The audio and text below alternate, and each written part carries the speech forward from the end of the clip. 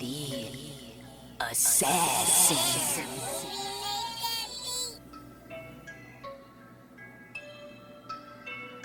You know I break necks, call me Jack Tate. I have no regrets while your life is fading. I'm a crazy fuck equivalent to Satan. When I'm behind the mic, I feel like the greatest. You know I break necks, call me Jack Tate. I have no regrets while your life is fading. I'm a crazy fuck equivalent to Satan. When I'm behind the mic, I feel like the greatest. What up, y'all? You're listening to Sports Talk with Tropp, and I'm your host, Katie Tropp. Baseball's back. Baseball's back. Baseball's back. That's right, motherfuckers. Baseball is officially back. The Players Association and the owners came to agreement yesterday. And we got baseball again. We got the opening day is set for April 7th. So happy birthday to me, because my birthday's on April 6th. So that's a great birthday present. I get some baseball coming right out the gate. I mean, my Giants ended last season. They had a great season last year, and I expected a lot more once they hit the postseason, but they kind of failed once they get the postseason. So it's going to be nice to see if they can hopefully build off of that. But great to have some baseball back. A couple of the changes, I mean, of course, lockouts are always over money, and that's basically what it's mostly over, but there are going to be some rule changes, and I'm actually in favor of all of these rule changes that happened. So, first, of course, is, they already announced this a couple weeks ago, but, the universal DH. So now in the National League, there is no more wasted spot in the batting order with the pitcher.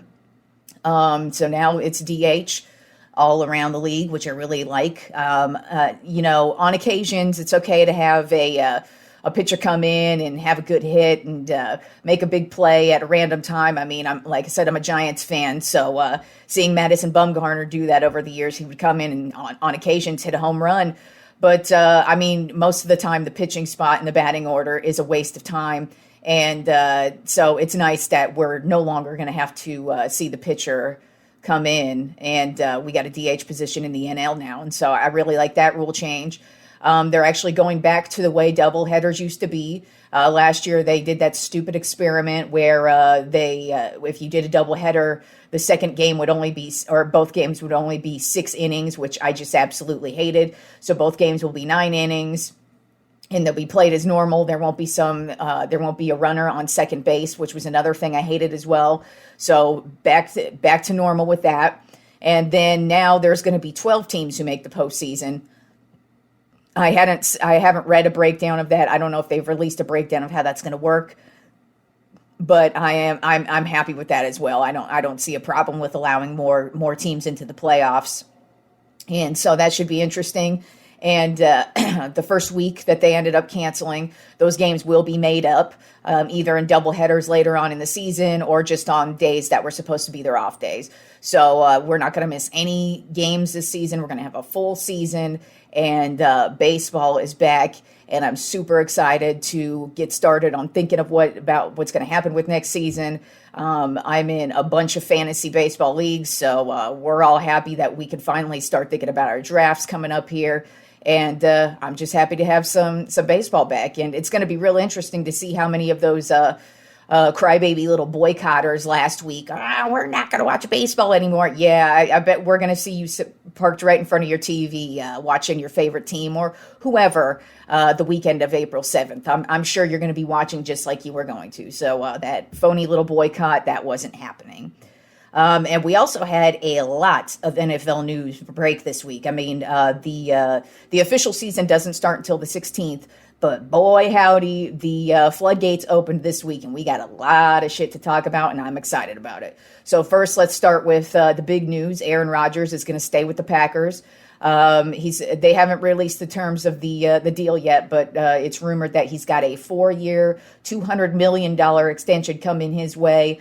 With something like $153 million guaranteed. So go Aaron Rodgers, very well deserved. And now this season, the Packers can just head into the regular season without any drama, no bullshit. And so we'll see what happens with the Packers there, because they're definitely one of the front runners in the NFC this year, because some other big news happened.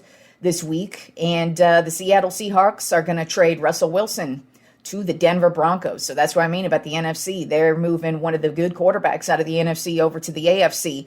And it's so that's a good pickup by Denver. I mean, hands down.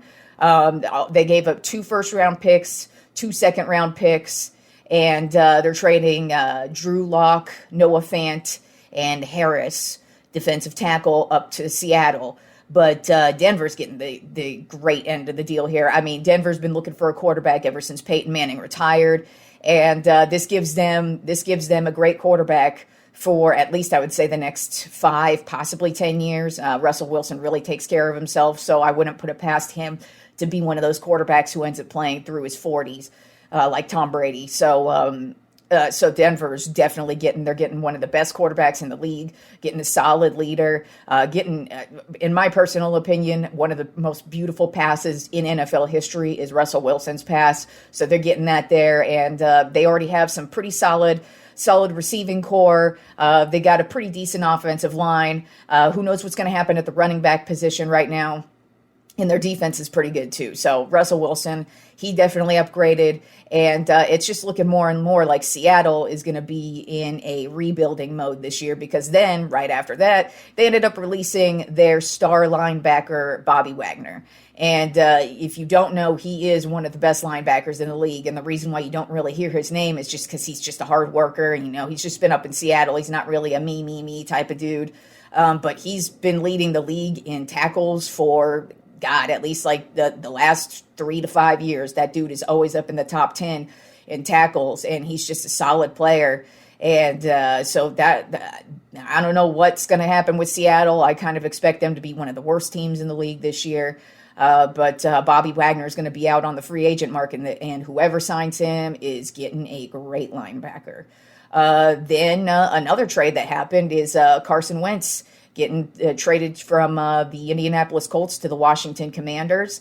I don't think this really makes them a much better team, but I really don't understand what the Colts are going to do, because they don't have anybody behind Carson Wentz that they were going to bring up, and they don't have a first-round pick. So if they do get a quarterback in the draft, it's going to be maybe in the second or third round.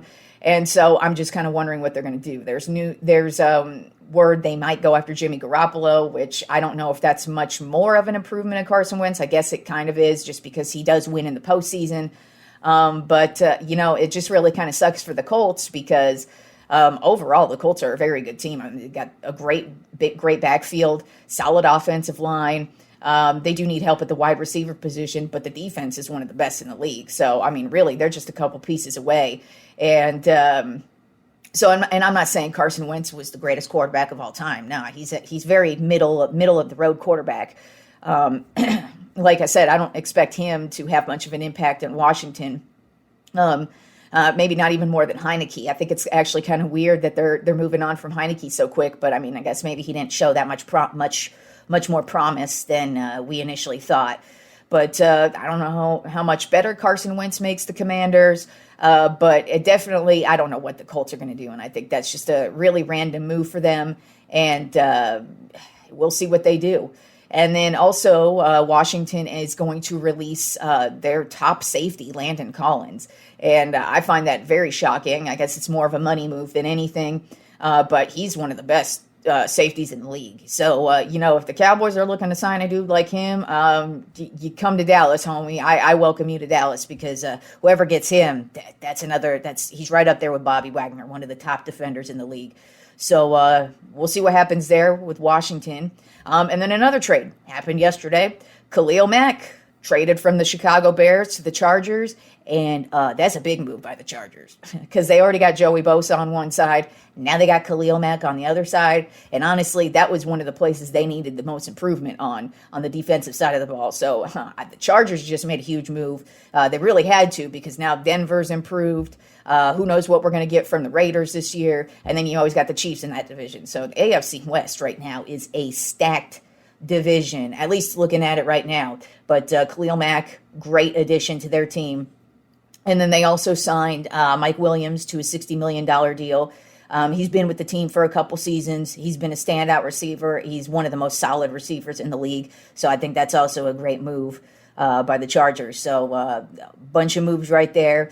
Some franchise tags were handed out as well. The Browns franchise David Njoku, the Bengals franchise Jesse Bates, KC Orlando Brown, Miami Mike Gesicki, Dallas Cowboys Dalton Schultz, Tampa Bay Chris Godwin, Green Bay obviously Devontae Adams, and then the Jaguars tagged Cam Robinson. And those were just the highlighted ones I think that mattered the most, especially Devontae Adams. I kind of have a feeling at some point he's going to be signing an extension with the Packers because I don't think Aaron Rodgers would stay with the Packers unless he was involved, because that's been his dude for a while. And then rounding out the NFL talk, I'm ending with this story. I found it kind of amusing because I have no sympathy or empathy for the subject of this story, and I'll explain further. But basically on Monday, a wide receiver, Calvin Ridley for the Atlanta Falcons, he's suspended at least for the 2022 season because he gambled on the NFL. And not only did he gamble on NFL games this year, or a game, I don't know, games this year, he also gambled on the Falcons, the team he plays for. Now, here's rule number one of being involved with sports. Whether you're a player, an owner, just a random person who just works for the team, you can't gamble. At least you can't gamble on your sport. And in the NFL, you can't gamble on the NFL, but you can gamble on March Madness. You could gamble on NBA games. You could gamble on horse racing. So the only thing you can't gamble on in the NFL is the NFL, which makes complete sense for many fucking reasons. But more so now more than ever. And that's because I don't know if you guys noticed this, but gambling is starting to become legal all across the United States. There are many states who continue to make gambling more and more legal. And if you don't notice, there's this trend of sports are becoming more and more popular, including the NFL. And not only is it becoming popular, but now sports leagues, sports teams are actually partnering with gambling. So this is a big fucking deal. And the reason it's because it's just a big deal. It's nothing but money for everybody involved.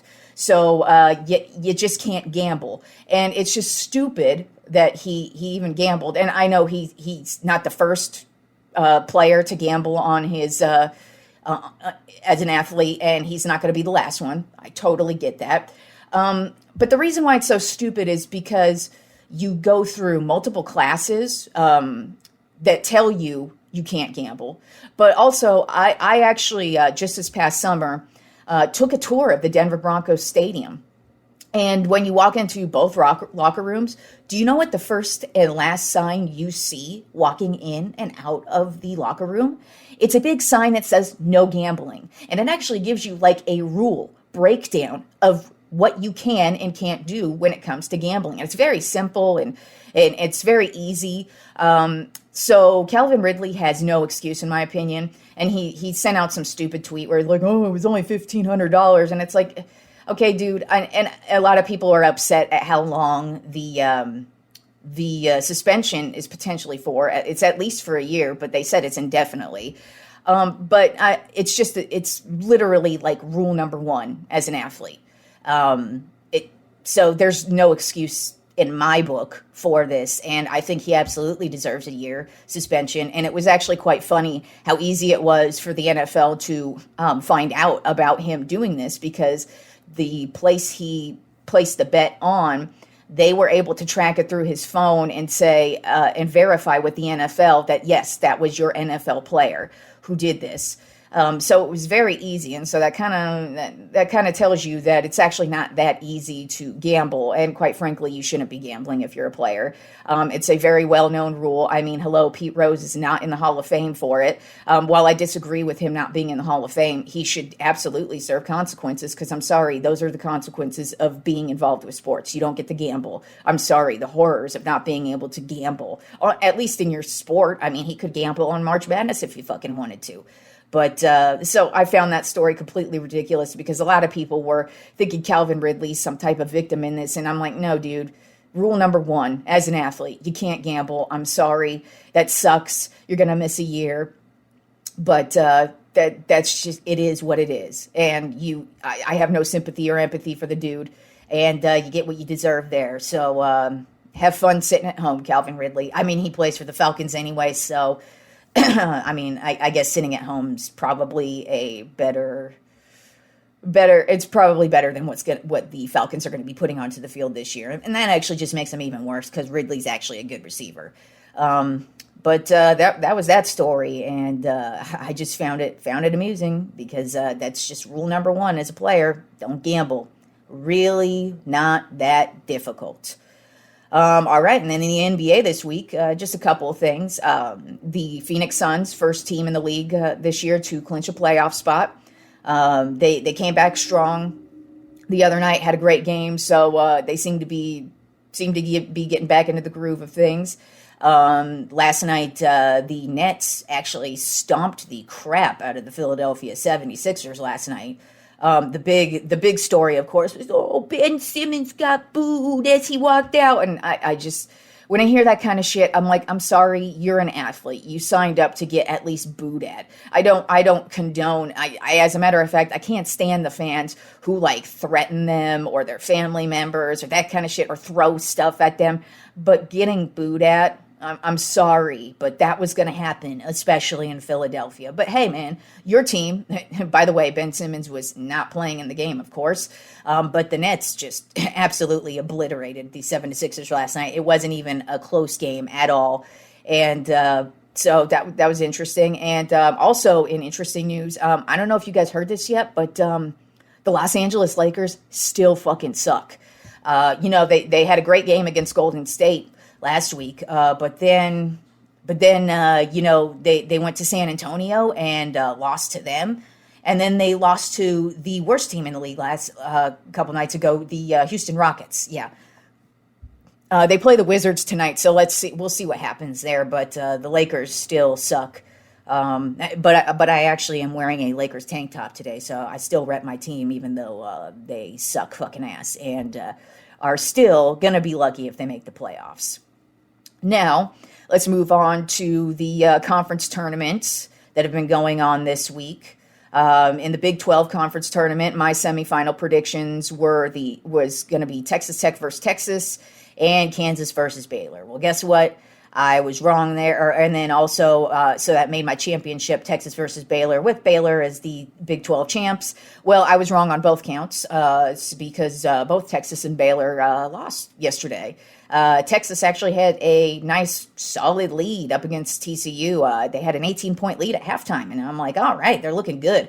And then all of a sudden they started choking, and actually TCU made this beautiful comeback, and Texas is back at home waiting to see what goes on with March Madness. They definitely will be making March Madness, luckily, but that was an awful showing from them yesterday. But Baylor did even worse. They lost to Oklahoma.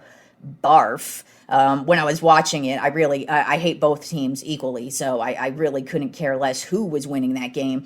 But when I saw Oklahoma win, I'm like, oh man, see that there's always something about when Texas loses and Oklahoma wins that just really pisses me the fuck off.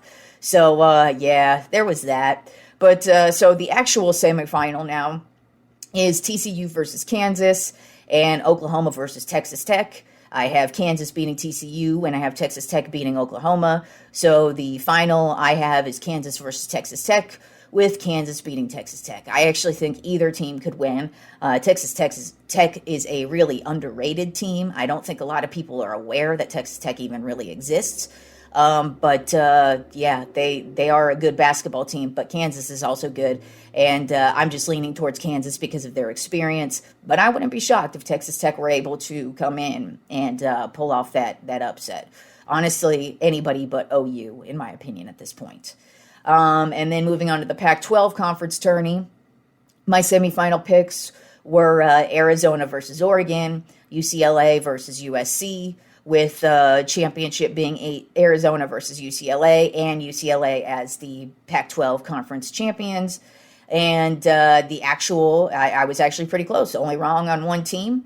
The first matchup in the semifinal is Colorado versus Arizona. So I was wrong about Colorado, but got Arizona right. And then USC versus UCLA. So, of course, I'm going to pick with my original championship picks with Arizona versus UCLA, with UCLA being the Pac-12 Conference Tournament champions.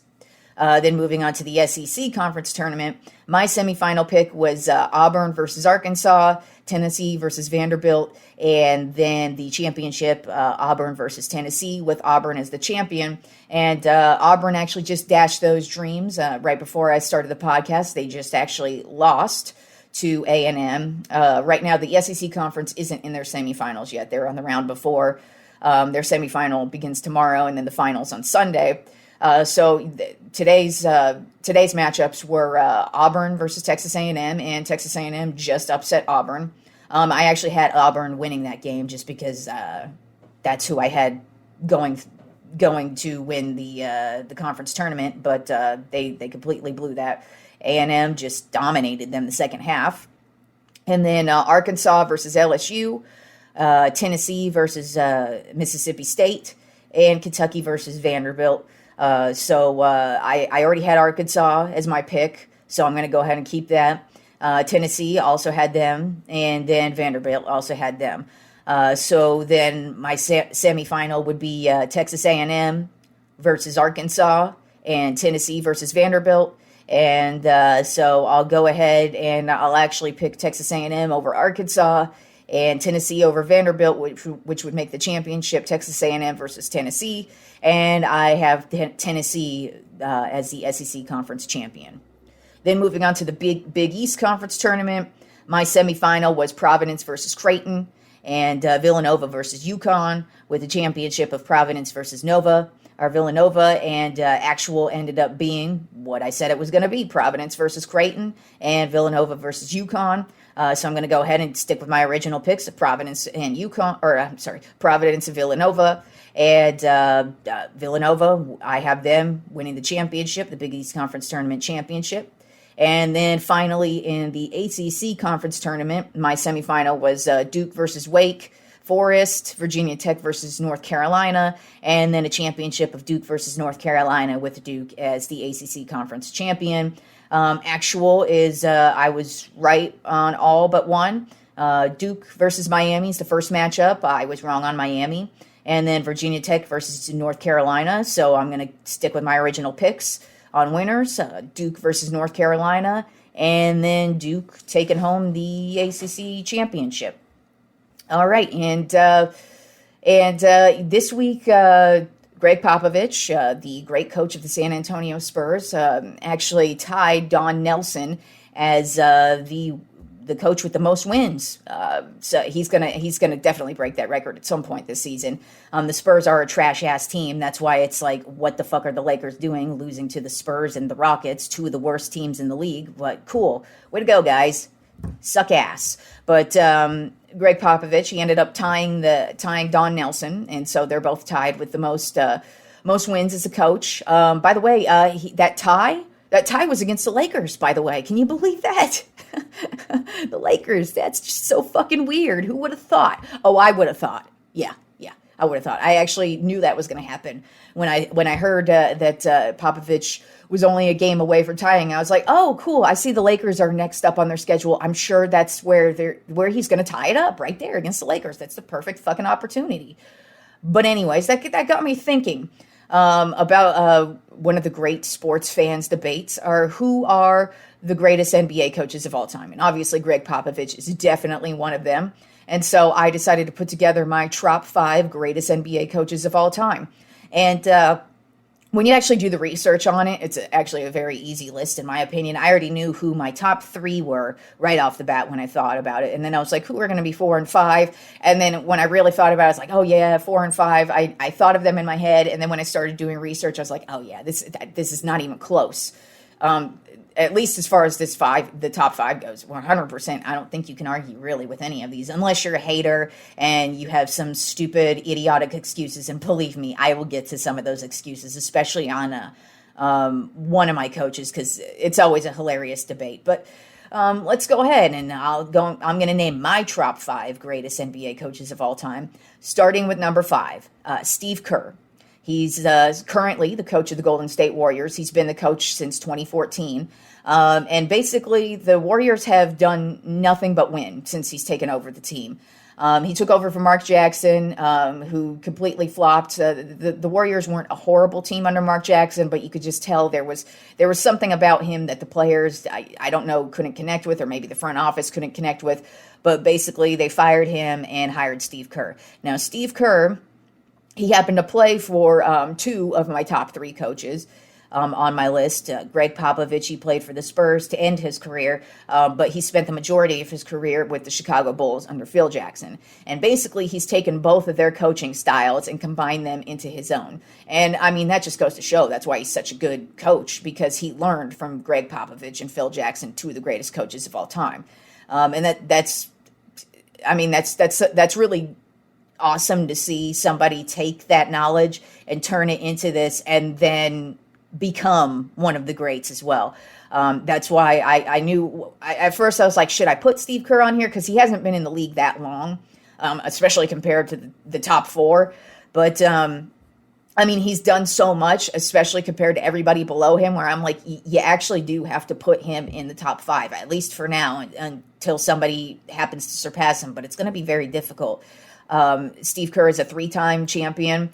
He won with the Warriors in 2015, 2017, and 2018.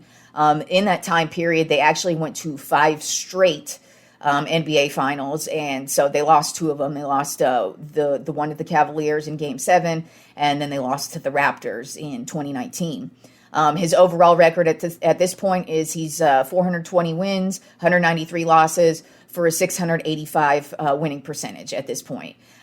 He led the Golden State Warriors to an NBA record 73-9 regular season. That was the 2015-2016 season. Although that was the season they did lose to the Cavaliers, so I mean that kind of puts a damper on that NBA record. But still, that team absolutely dominated in the regular season. And you really can't say anything bad about Steve Kerr. You could tell he connects with the players very well. And he just knows how to win. And, I mean, really, when I was sitting here thinking about it, I'm like, do I really want to put Steve Kerr? Yeah, you got to put Steve Kerr in there. He has even more accolades than what I'm naming off, but I mean, the lists are so long. It's like, I only have so much time, obviously. But then some of his notable players that have played for him: Steph Curry, Kevin Durant, Klay Thompson, and Draymond Green. All exceptional players, and I think Steph Curry and Kevin Durant are shoo-ins for the Hall of Fame. Klay Thompson and Draymond Green, we'll see where history lies with that. But I mean, Steph Curry came in and changed the game, and Kevin Durant's been one of the best players since he hit the league. So those are just some of the notable players who have played under Steve Kerr. Then number 4 on my top 5 greatest NBA coaches of all time, Pat Riley. He coached the Los Angeles Lakers from 1981 to 1990, the New York Knicks from 1991 to 1995, and then the Miami Heat from 1995 to 2003, and then 2005 to 2008. He is one of the winningest coaches ever of all time. He's a 5-time NBA champion. He's been to 9 total in NBA finals. He won in 1982, 1985, 1987, 1988 with the Lakers, and then in 2006 with the Miami Heat. He was the coach of Showtime Lakers, so I mean, they were the league at the time. Them and the Celtics. It was all about them. The 3 he lost 3 with the Lakers, and then he lost 1 with the Knicks. He got all 3 of the franchises to the finals.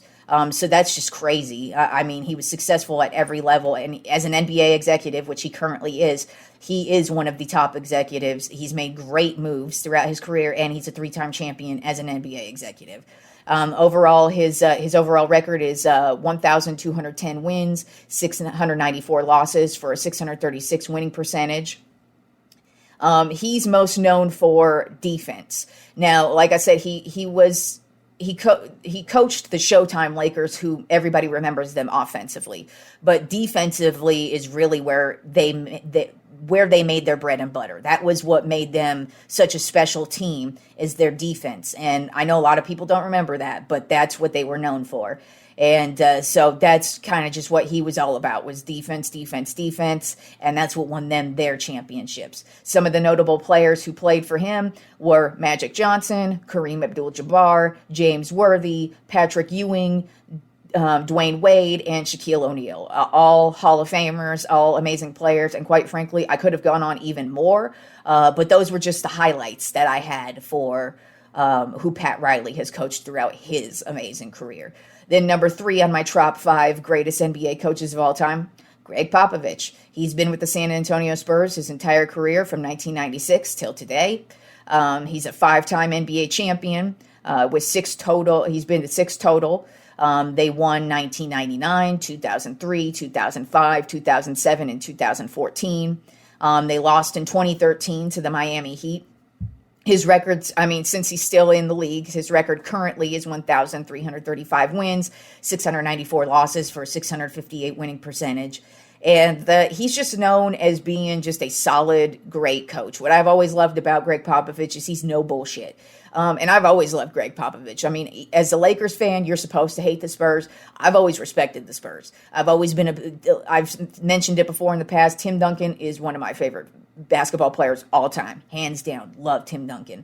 I also love Tony Parker, Monty Ginobili, David Robinson. But I just have always respected Greg Popovich for his style of coaching. He just sticks to what he knows. He knows how to find nobody would really know who Tony Parker or Monty Ginobili were, I think, if it weren't for Greg Popovich. He knew their skill set, and he was able to make it flourish into 2 Hall of Fame players, hands down.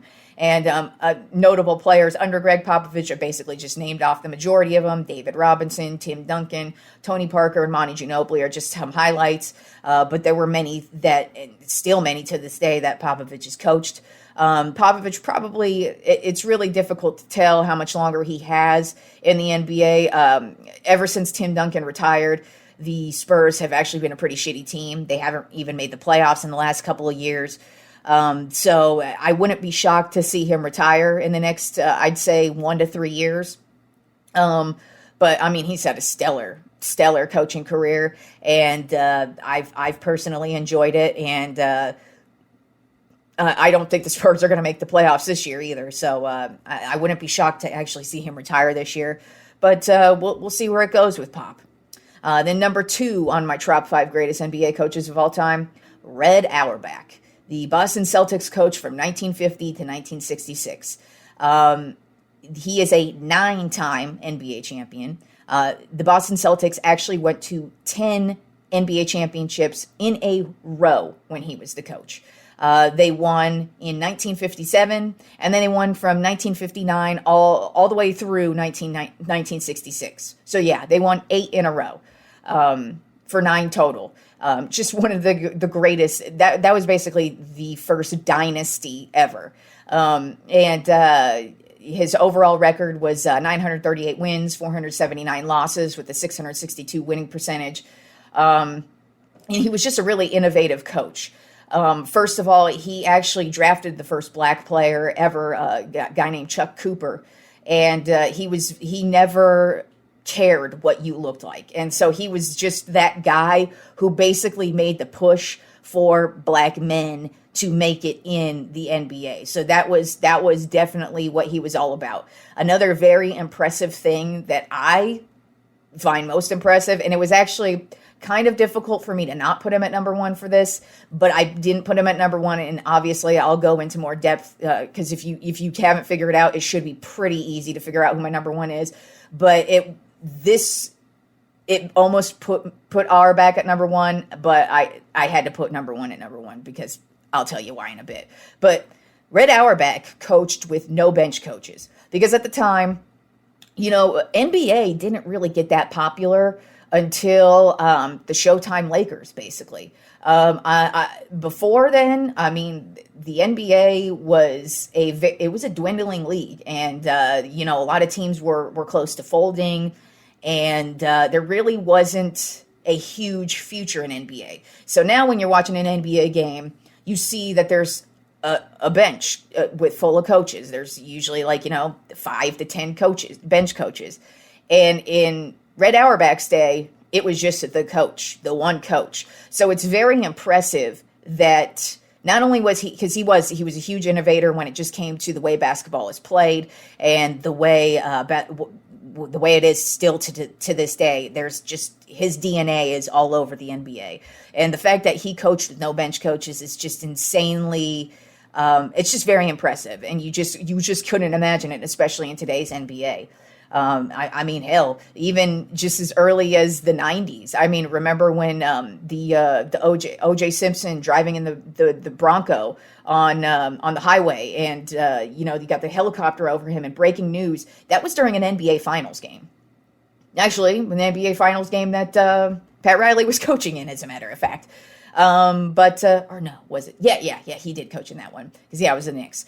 So at that time, I mean, NBA games weren't even shown live. I mean, you would have to watch it after the news, the live news, and then they would show the game that was already played.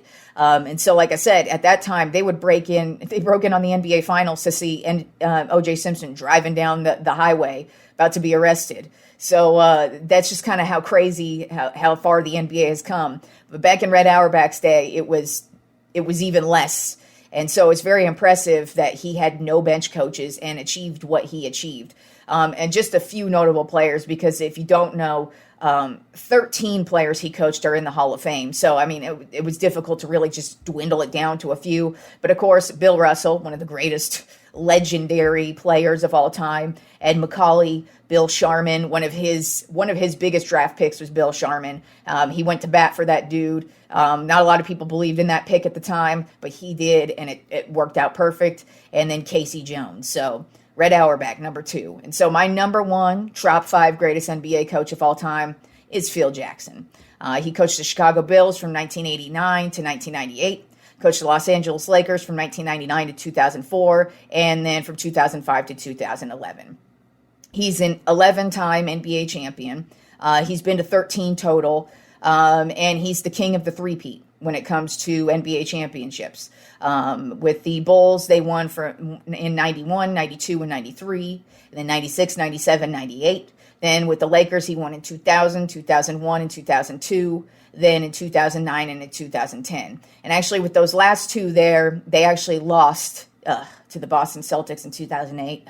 That makes me want to vomit, even just saying that. And then the other loss was to the Detroit Pistons. And that was at 03, 04. Yeah, so those are the two that he's lost.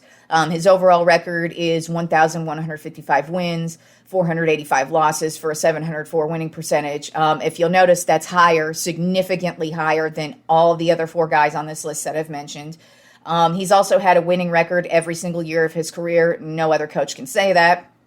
And some of the notable players he coached, Michael Jordan, Scottie Pippen, Steve Kerr, Dennis Rodman, Kobe Bryant, Shaquille O'Neal, Pau Gasol, and the underrated Derek Fisher. And there's even more you can name off.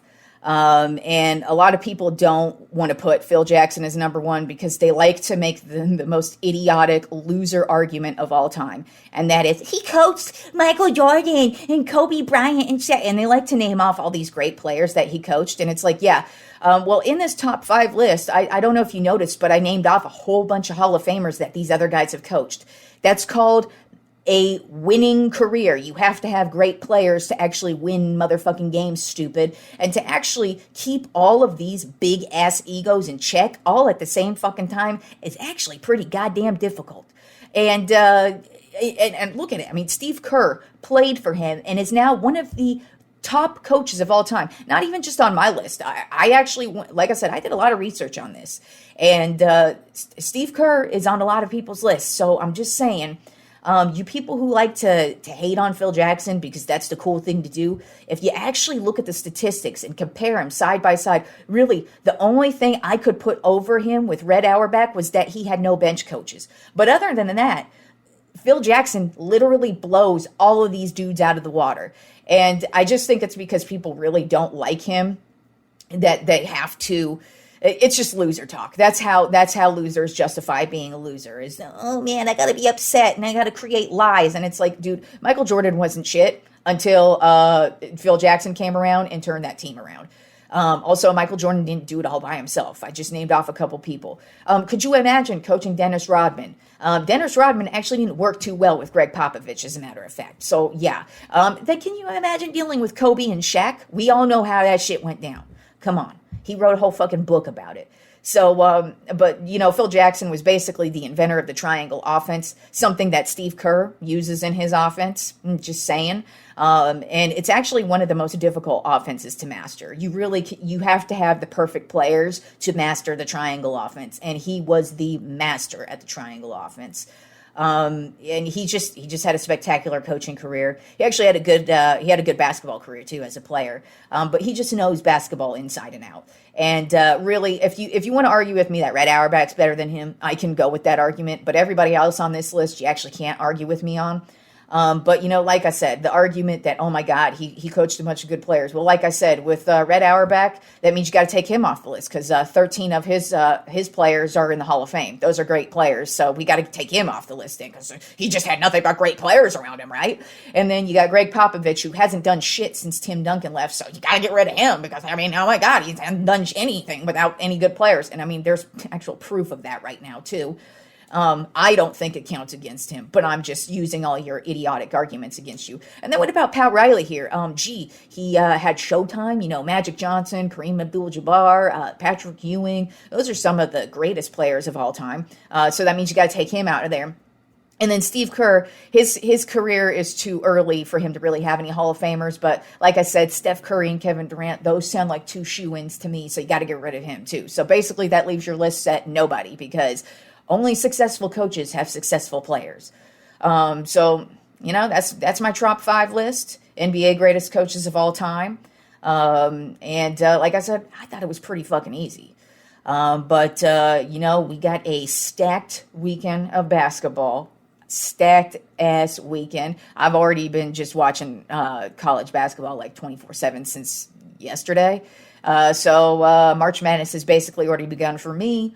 But once Monday rolls around, we will have a clear picture of March Madness, and I will have my motherfucking bracket ready for y'all, and it's going to be all busted and shit come the following Monday. We all know that because that's the way it works. But I'm super excited to get started with some March Madness. And so, yeah, that's what to expect on Monday is more basketball, more March Madness, and we'll see what happens this weekend because now that baseball's back, that means there's going to be some major moves made this weekend. Any free agents who are out there still are probably going to get picked up pretty quick. And so I'm sure I'm going to have plenty of stuff to recap on Monday. But get ready for some March Madness. All right, guys, enjoy your weekend, and I will talk to you on Monday. Peace out, fools.